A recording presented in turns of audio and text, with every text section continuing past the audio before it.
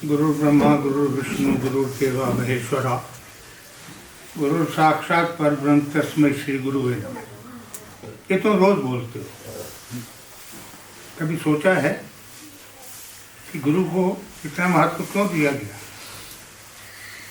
साक्षात ब्रह्म, गुरु तो बहुत हैं। चार्टर्ड अकाउंटेंट को अर्थ गुरु कहते हैं, धर्म का प्रचार करने वाले को धर्म गुरु कहते हैं। बनारस में लड़के एक दूसरे को मिलते हैं तो गुरु गुरु कह के बुलाते हैं, और सुनाओ गुरु क्या हाल है। और अब तो गुरु शब्द ऑक्सफोर्ड की डिक्शनरी में पहुंच गया।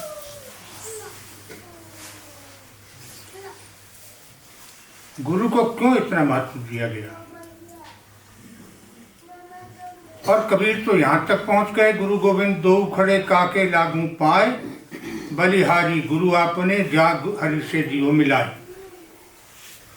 अब गोविंद और ब्रह्म और गुरु दोनों में से वो गुरु को महत्व दे रहे हैं। अब देखना ये है कि जितने लोग एक दूसरे को गुरु कह रहे हैं या गुरु शब्द का प्रयोग कर रहे हैं, उनमें गुरु कौन है? संस्कृत का शब्द है गुरु, इसका मतलब है भारी।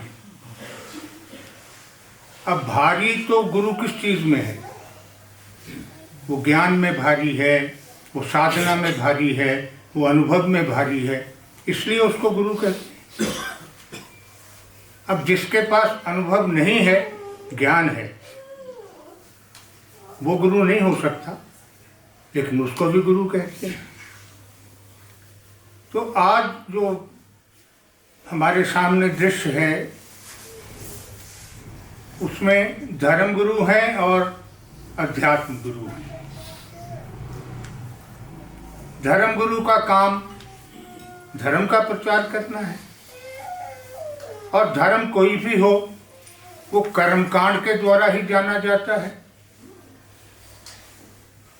अगर कोई इस्लाम का गुरु है तो वो यही कहेगा नमाज पढ़ो, रोज़ा रखो, ज़कात दो। हिंदू है वो कहेगा व्रत रखो, तीर्थ यात्रा करो, मंदिर जाओ, ये सब बताएगा।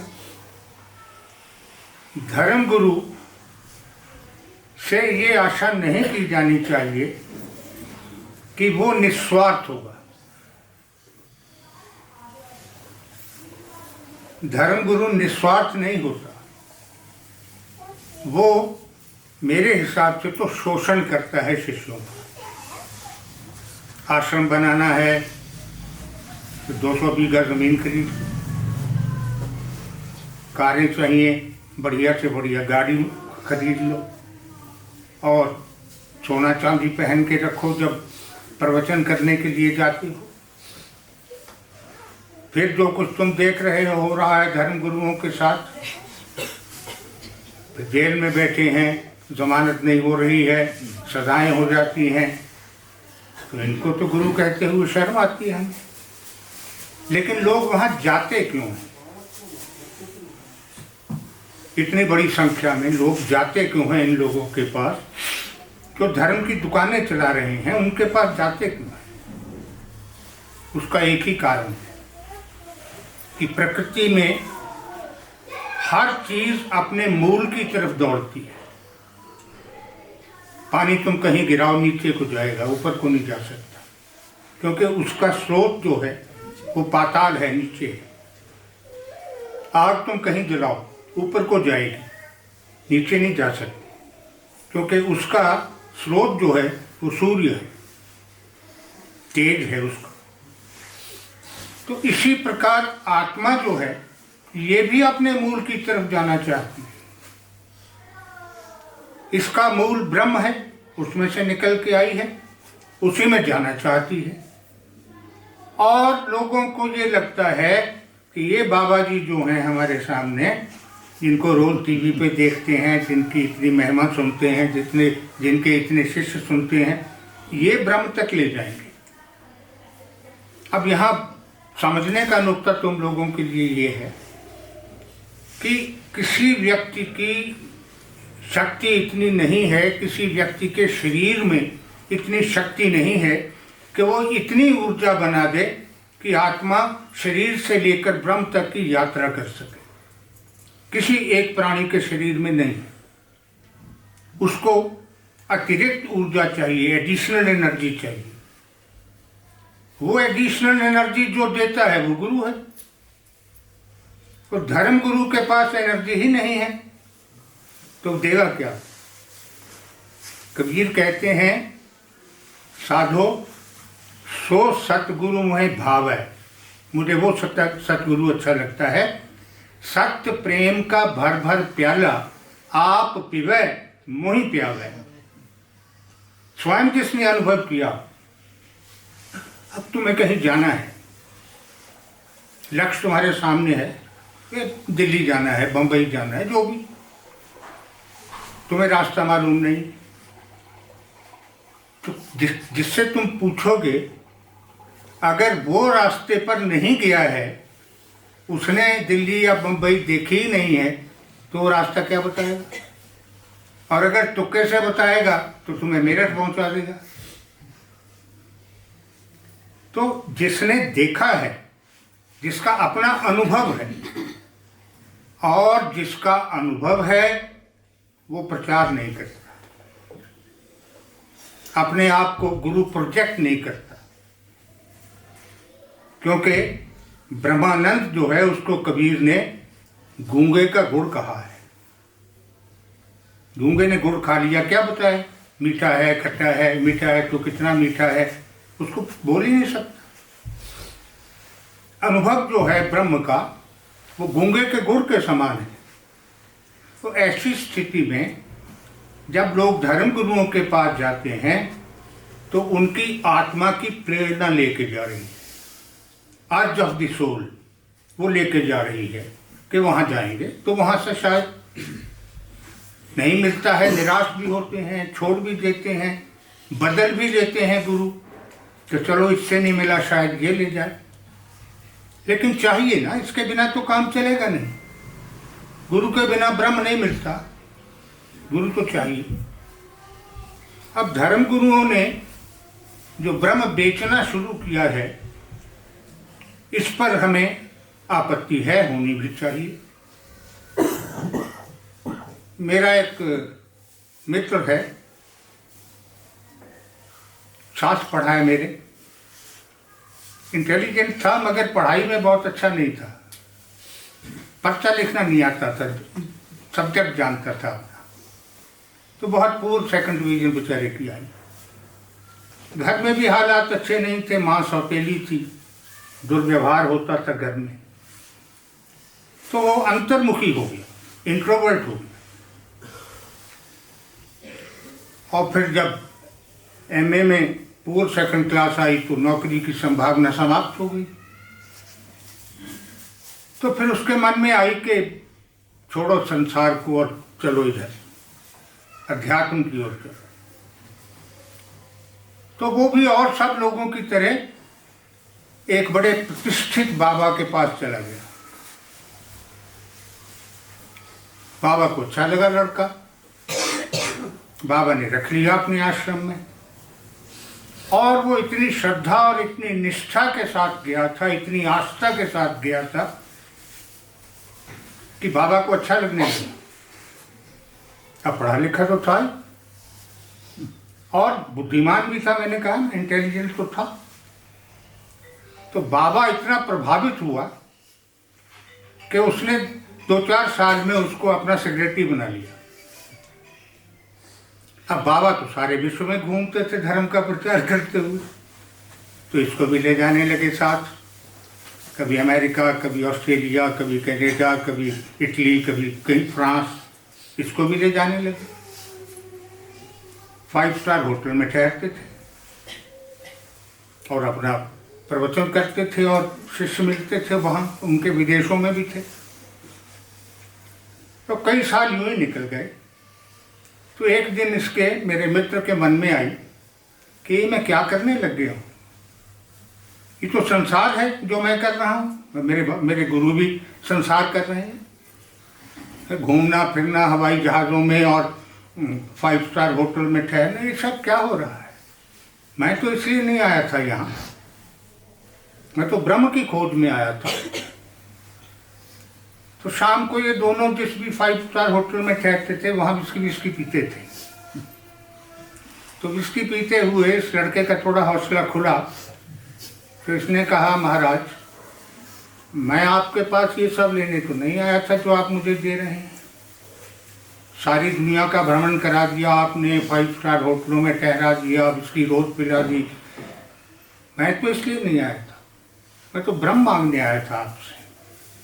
अब वो बाबा ने भी 4 पैग लगा लिए थे, तो बाबा भी थोड़ा चैतन्य थे, तो बोले, बेटा जो चीज मेरे पास नहीं है वो क्यों मांग रहा है?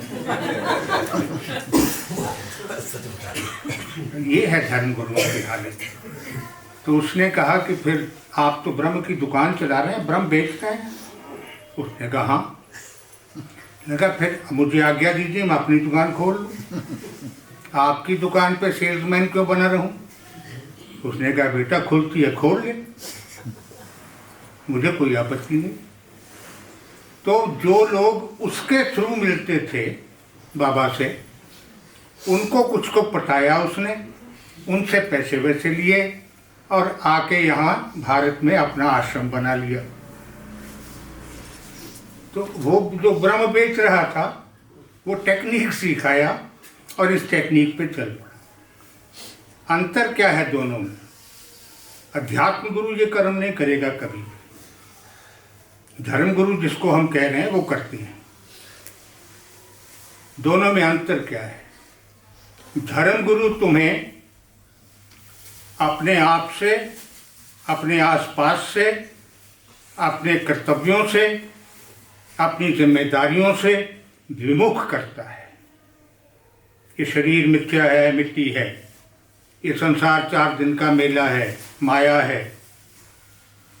अध्यात्म गुरु ये नहीं सिखाता। अध्यात्म गुरु कहता है इस शरीर का ध्यान करो, क्योंकि ये शरीर ऊर्जा नहीं बनाएगा तो आत्मा की यात्रा संभव नहीं है। निग्लेक्ट मत करो शरीर को, वो कह रहा है निग्लेक्ट करो। फिर ये क्या सिखाता है? धर्मगुरु तुम्हें कर्म कांड में उलझाता है, अध्यात्म गुरु कर्म कांड से मना करता है। अब एक धर्मगुरु से मेरी बात हो रही थी, तो मैंने पूछा कि ईमानदारी से बताओ आप किसकी पूजा करते हो? वो बोला, मैं तो सारे देवी देवताओं की पूजा करता हूँ। मैंने कहा ब्रह्म तो एक है, ब्रह्म के तो रूप आकार नहीं है, वो तो निराकार है। फिर उसके किन आकारों की पूजा कर रहे हो और क्यों कर रहे हो? चलो मैंने कहा बता तो दो किस किस की करते हो। तो बोला हाँ, मैं शंकर भगवान, माँ पार्वती, गणपति गणेश, कार्तिकेय जी महाराज, नागराज, नागिया बैल, पितृचरण, मातृचरण, माँ सरस्वती, माँ लक्ष्मी, माँ भगवती, माँ सावित्री, ब्रह्मा देवता, विष्णु देवता, नारद मुनि, ऋषि अगस्त, ऋषि दुर्वासा, ऋषि वेद व्यास, इन सब की पूजा करता हूँ। तो यही वो लोगों को सिखा रहे हैं।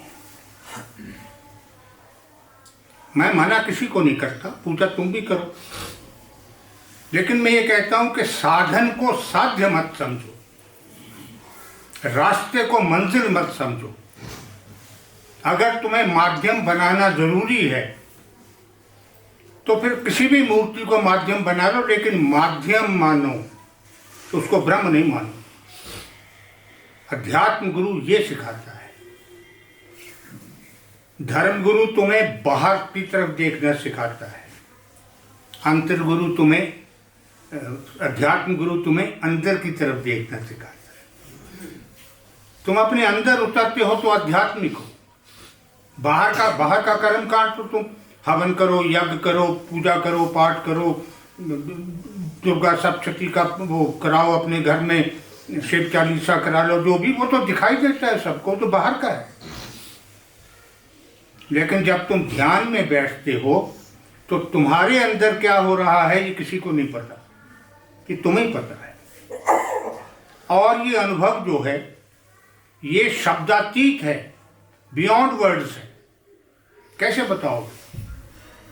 आनंद को तो किसी प्रकार से डिफाइन ही नहीं किया जा सकता, भोगा जाना चाहिए, महसूस किया जाना चाहिए, महसूस किया जाता है।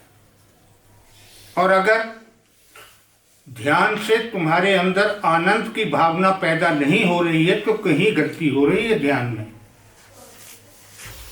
ध्यान का आउटकम तो होना ही आनंद चाहिए, ब्लिस, जॉय नहीं, ब्लिस। जॉय और ब्लिस में बहुत फर्क है, खुशी और आनंद में फर्क है। खुशी तो तुम्हें किसी बात से भी हो सकती है, आनंद नहीं हो सकता। आनंद तब होगा जब तुम्हारी आत्मा को आनंद मिलेगा। तुम्हारे शरीर को बहुत कुछ चाहिए, भोजन चाहिए, पानी चाहिए, कपड़ा चाहिए, मकान चाहिए, वाहन चाहिए, सब कुछ चाहिए। आत्मा को क्या चाहिए? ये सब नहीं चाहिए ना, वो तो अजर अमर है। उसको चाहिए ब्रह्म ऊर्जा जिसमें वो रहकर आनंद पा सके, क्योंकि ब्रह्म ऊर्जा में से तो आई है निकल के, तो वही चीज मांग रही है यहाँ। उसको अगर वो चीज हम दे दें तो फिर वास्तविक आनंद अनुभव हम स्वयं कर सकते हैं, क्योंकि जब हमारी आत्मा अनुभव कर लेगी तो हमने कर लिया। हम हैं क्या? हम आत्मा का वस्त्र ही तो हैं। आत्मा हमारे शरीर में आने से पहले भी किसी शरीर में थी, हमारा शरीर छोड़ने के बाद भी किसी शरीर में चली जाएगी, लेकिन वो जाना नहीं चाहती अगले शरीर में।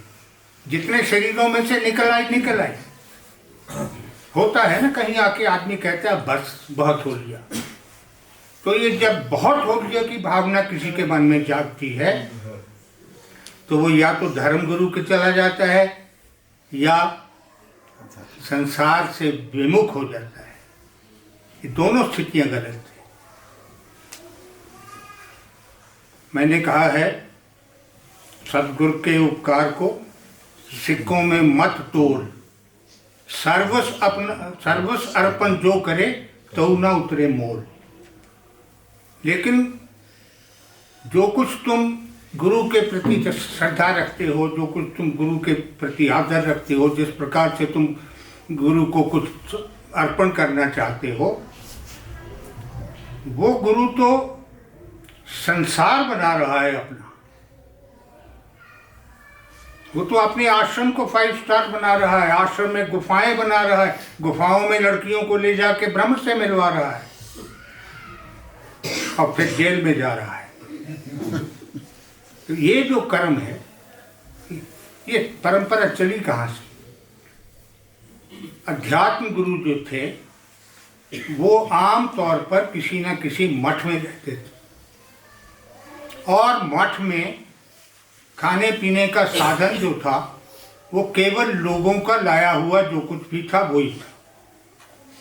सूफियों के यहाँ तो और भी कमाल था, दिन में जो कुछ आ गया और जितना आ गया उतना पका दो।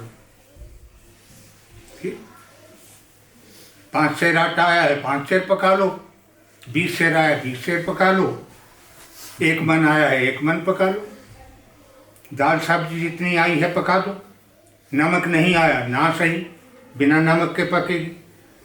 और अंदर जो मठ में रहने वाले साधु हैं, 10 हैं 20 हैं 50 हैं, उन्होंने जितना खा लिया, बाकी का बर्तन उठा के बाहर गेट पे ले जाते थे। वहाँ बहुत भूखे लोग बेचारे आके बैठे होते थे, अभी भी बैठे हैं दरगाहों के बाहर, तुम कहीं जाके देखो, तो वो उनको बांट देते थे और बांट के बर्तन तोड़ देते थे। मिट्टी के बर्तन होते तोड़ देते थे। क्यों? कि कल जो परमात्मा आटा डाल देगा वो फिर 2 पैसे का मिट्टी का घड़ा भी दे देगा, इसी में पकाएंगे। तो ये जो है भावना, उसमें क्या होता था कि तुम अगर गुरु के पास जा रहे हो और तुम्हारे पास देने को कुछ नहीं है तो कीकर की दातुन तोड़ के ले जाओ, खाली हाथ मत जाओ। क्योंकि मठ में तो दातुन भी करते हैं। तो ये जो अध्यात्म गुरु है वो प्रकट नहीं करता अपने आप को, क्योंकि उसकी दुकान नहीं है।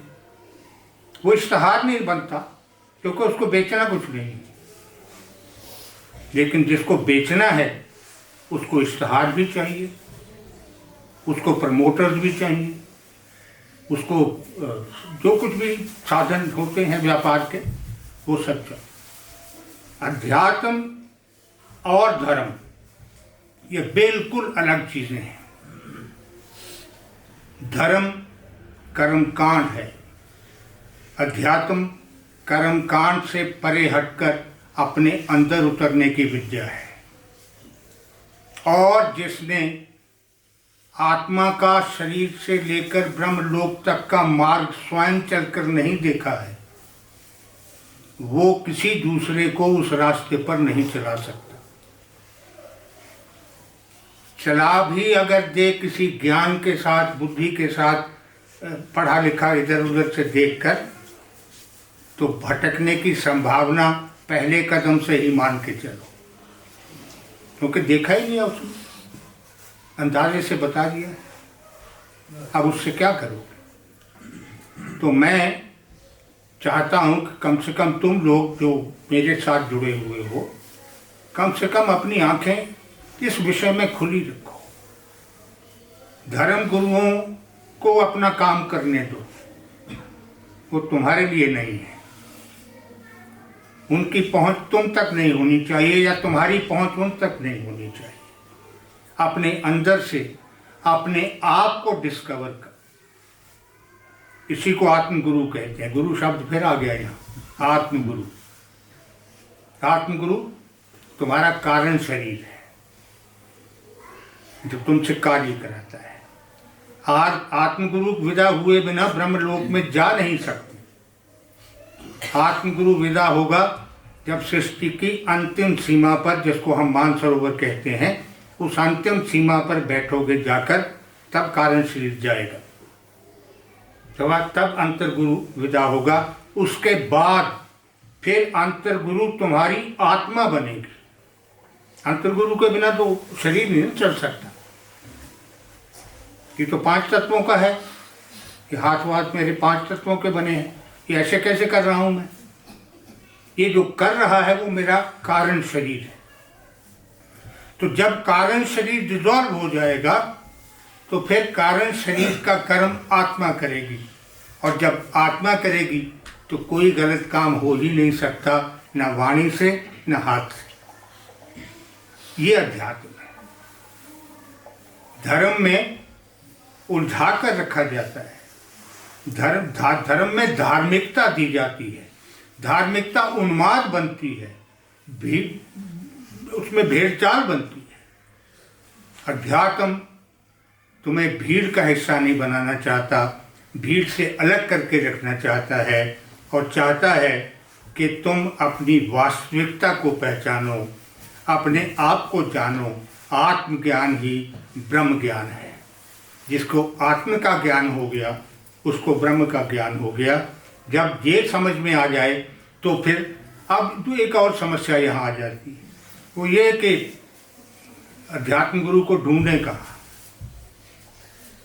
कैसे पता चले कौन अध्यात्म गुरु है। आप तो कह रहे हैं कि अध्यात्म गुरु अपने आप को प्रकट नहीं करता, प्रचार नहीं करता, फिर कैसे करें? तो मैं एक मूल सूत्र पुस्तकों में दे चुका हूँ। मूल सूत्र ये है कि तुम अपने आप को तैयार करो, गुरु तुम्हें प्रकृति देगी, निश्चित देगी। तुम्हें तैयार होना है। शरीर तुमने जगाया नहीं, मंत्र जाप, मंत्र शक्ति तुमने बनाई नहीं है। गुरु क्या करेगा? तुम गुरु मिल भी जाए तो क्या करोगे? फिर तुम्हें वही कराएगा, फिर शरीर जगाने को बोलेगा। क्योंकि जब तक तुमने बच्चे को किताबें कापियाँ नहीं खरीद के दी, बस्ता नहीं खरीद के दिया, यूनिफॉर्म नहीं खरीद के दी, फिर तुम कह रहे हो इसको टीचर मिल जाए। कैसे मिलेगा? मिलेगा, लेकिन पहले वो सब भी कर दो। किसी स्कूल में एडमिशन भी करा लो, फिर स्कूल के हिसाब से यूनिफॉर्म और बुक्स और बस्ता सब खरीद के दे दो। अब स्कूल जाएगा तो अध्यापक मिल जाएगा। पहले से निश्चित करके तुम नहीं जा सकते कि मुझे ये पढ़ाएगा। उनका जो अपना नियम है, उस क्लास को जिसको भी पढ़ाना है वो पढ़ाएगा। वो भी गुरु है, उसको भी गुरु कहते हैं, अध्यापक को भी गुरु कहते हैं। गुरु तो वही है जो ज्ञान दे दे, और ज्ञान सही भी हो सकता है, गलत भी हो सकता है, इसकी चिंता नहीं है। लेकिन गुरु की तलाश करने से पहले ये लाजमी है कि तुम ये देखो कि तुम्हारे अंदर क्या काबिलियत है कि तुमको गुरु मिल जाए। क्या तुम दीक्षा के अधिकारी हो? क्यों अगर अधिकारी हो तो क्यों हो? क्या कर रखा है तुमने? ये तो एक साइंटिफिक वे है मेडिटेशन। अपना शरीर जगाना है, एनर्जी को घुमाना है, घुमाने के बाद फिर दीक्षा का समय आता है, जब तुम्हारा शरीर जाग जाता है। क्योंकि 3 प्रकार के शरीर जो हमारे पास हैं, उसमें जो सेकंड है सूक्ष्म शरीर, उस सूक्ष्म शरीर में जो कुछ है वो एक्टिवेट ही तब होगा जब तुम अपने अंदर उतरना सीखोगे। जब तुम मंत्र शक्ति से अपने अंदर ऊर्जा को घुमाना सीख लोगे तो फिर वो शरीर तुम्हारे हाथ में आएगा, जिसको सूक्ष्म शरीर कहते हैं। स्थूल शरीर तो सबके पास है। स्थूल शरीर को तो सारा दिन हम धोते संवारते मांजते रहते हैं, इसको सजाते बुझाते रहते हैं, गर्मी सर्दी में कपड़े बदलते रहते हैं, तो चलता है। लेकिन अध्यात्म अंदर उतरने का है। जितना गहरा उतर जाओगे उतना अधिक आनंद आता रहेगा। आत्मा ब्रह्म में रहे, ब्रह्म से मिले, और फिर एक दिन, रोज क्या है, तुम ध्यान में बैठे, आत्मा गई, घंटा भर ब्रह्म में रही, आधा घंटा ब्रह्म में रही, लौटाई। एक दिन नहीं लौटेगी। जिस दिन नहीं लौटेगी उस दिन इस स्थूल शरीर का अंत हो जाएगा। बस इतना सा ही अंतर है। इसलिए अध्यात्म मार्ग के लोग मृत्यु से नहीं डरते। बाकी सारा संसार मृत्यु के भय से चल रहा है। अपने ही घर के लॉन में सारा दिन तुम घूमते हो, बैठते हो, अंधेरा हो जाए नहीं जाते वहाँ, डर लगता है। क्यों? सांप वाप ना हो कोई। अब वो सांप दिन में नहीं था तो अब रात में आएगा, लेकिन है डर। पानी का बहाव देखकर डर लगने लगता है। वो डर क्या है कि मैं गिर गया तो मर जाऊंगा। तुम गिरोगे नहीं, देख रहे हो किनारे पे खड़े हुए, लेकिन एक भय अंदर। तो मृत्यु का भय संसार के हर भय से बड़ा है, और संसार के हर भय के अंदर छुपा हुआ है। अध्यात्म तुम्हें मृत्यु भय से निकालता है। धर्मगुरु तुम्हें मृत्यु भय की तरफ ले जाता है, डराता है।